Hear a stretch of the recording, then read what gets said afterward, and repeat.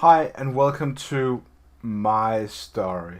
I want to share with you what I did since about 2004. So, let's just put this up here just to fulfill it. So, 2004 to 2022. What did I do in that time? Now, I want to be complete honest. I had no idea that I would end up where I am now. I originally thought that I wanted to be a developer. Back in 1999, when I took my first education, the very first step here, the data mechanic, that's the only real translation to English, was all about infrastructure and programming. So 2.5 years of Linux and Windows and 2.5 years of programming afterwards. It was my very first education. I finished back in 2004. Now I was brand new back then. I was 24 when I was done, and I didn't know much. I had a really good idea about programming, and this is what I wanted to do. I never really liked infrastructure and configuring networks and stuff like that. I also always figured that it would be for someone else. I don't mind doing it, but it's just not the most fun thing in the world for me. So I ventured forth and got my very first job in One.com. I worked for One.com for it's a web hosting bureau, if you don't know it, but it's kind of worldwide, I guess, at the moment. But I worked there for some time, and over a year I was a webmaster. I did a lot of web stuff. I kind of liked web where I was. I came from a C and Java programming background, and I figured it would be too much of a hassle to do C or Java. It was also really difficult to get a job with these kind of programming languages back then. 2004 was a really weird time in the IT infrastructure business, because there were so many jobs screaming for people with IT skills, but at the same time you just got a job like that. There was no one minding security at all. There was so many security insecurities all over the place. I wasn't really aware of all that back then. It was a different thing. I was, trying to prove myself, in the way that we all do when we got a new education. We need to do our thing to go out and produce and get the first paycheck and wow, real money. I did it. I can buy something now. I can buy a thing. So after that, I worked other places, and eventually I ended up in the teaching environment, where I started to teach for a private company that created courses, and I started teaching PHP and stuff like that and web development. I still worked in web, so most of my initial experience was in web. Now I just forgot to add something here, so I'm gonna do it pretty fast. It is called teaching, and I did that for, let me just see, before I went to Greenland, it was 4 years. So I did some teaching for 4 years before I went to Greenland. I now have trouble to, can I whisk this out? I can. It is the most. So it's gonna be like this and that. So, and now the steps also need to be corrected. So let's just correct everything now and do it on the fly while we're at it. This is now number 3. So now that we are in teaching, I taught different kind of topics, mostly web. So I did web for 10 years or so. And then I went to Greenland. I was back in 2014. It sounds 2004 my first job, and 10 years ahead. So 10 years time working and stuff like that. I traveled to Greenland with my wife, and we lived there for 1.5 years.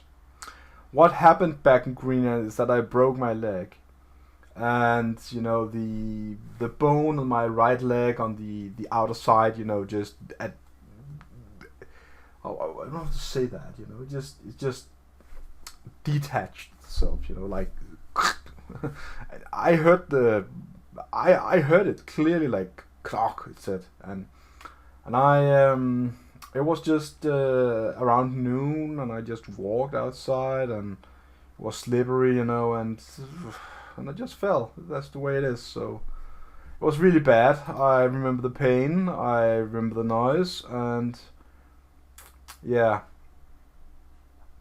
we was there for 1.5 years.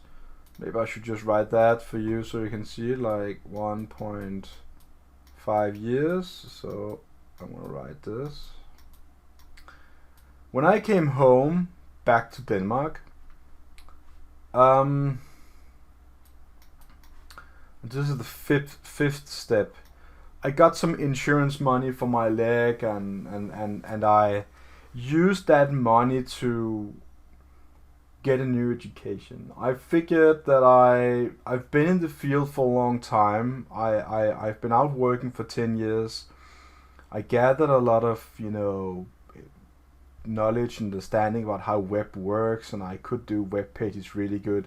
I actually did a lot of usability, and you wouldn't have guessed it, but I did. I can still do all the things in the web. I do think web is on a messy stage at the moment. It's a lot of libraries and, just a lot of things that is, making it more advanced than it should be. It's just my personal opinion, but, it's the way it is. We all change. So when I took the computer science education, I kind of knew that I wanted to do something different. So I started teaching around the time when I ended up on my professional bachelor's, step number 6. The professional bachelor is 1.5 year education in Denmark, and it's a bachelor level education that's gonna teach you a lot about web. Now, I still figure that I wanted to be in web. I have taught before, and I really like to teach. So I figured maybe I want to stay in the area.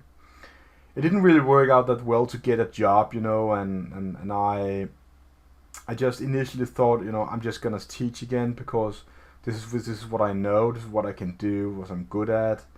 So I just figured, I'm just gonna leave it there.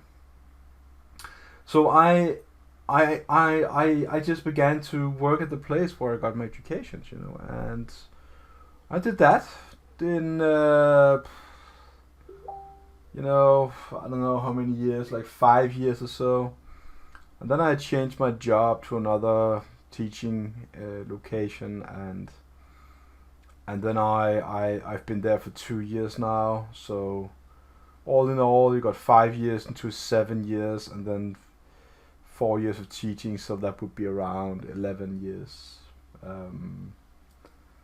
Working on the 12th year of teaching now. I really like that, and it gives me a lot of freedom to do my YouTube channel project and all the other things I do. What I'm doing right now is my very last step I'm going to talk about. This is because where did all the security come from? The security mainly started to peak on me here. This is where it really peaked. I really just couldn't leave it. So it was around 2016 that it peaked at me. I just couldn't leave the thought of having all the developers without any security knowledge and grasp about anything. It was just one big mess. So many developers being educated without the knowledge of security, and I just figured I wanna help that, that issue. So I started to involved myself in IT security teaching even more, and I taught on our professional bachelor's in IT security on my job and stuff like that. So eventually, I switched jobs to another place. It's where I still work at the moment, and I've been there for 2 years now. And I started my part-time master in information security there. Now, around the same time that I switched job, I also started my YouTube channel, so you know that obviously since you're watching this video. And then I just started to share as much as I can, give free online education, create different kind of web pages. I actually have a web page for my YouTube channel. Now, I don't think anyone really uses it, but it is there. I also have a Twitter account. I'm not really sure if anyone used that as well. I have 0 followers, but it might turn out to be good at some time. So really, I just want to say that this is my story. This is where I'm at. I'm at the moment writing my master thesis. It's gonna be a difficult one. I'm really looking forward to being done with that because I just want my own spare time lived back. So yeah, this is my story, more or less, without being too personal, but more like educational work stuff and what I did and where did my security peak and spark. This is where it is.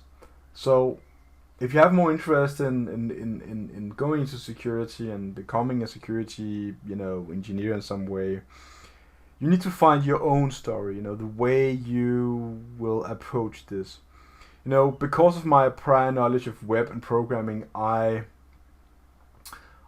it was easier for me to start with security. But starting security without actually knowing any programming or system or IT infrastructure the way that I did would definitely be on the disadvantaged side. So yeah, I just want to say I hope you like my little story here, and if reach out to me. I would love to if you have any questions to have a conversation with you about what to do and stuff. So have a nice day and see you again online.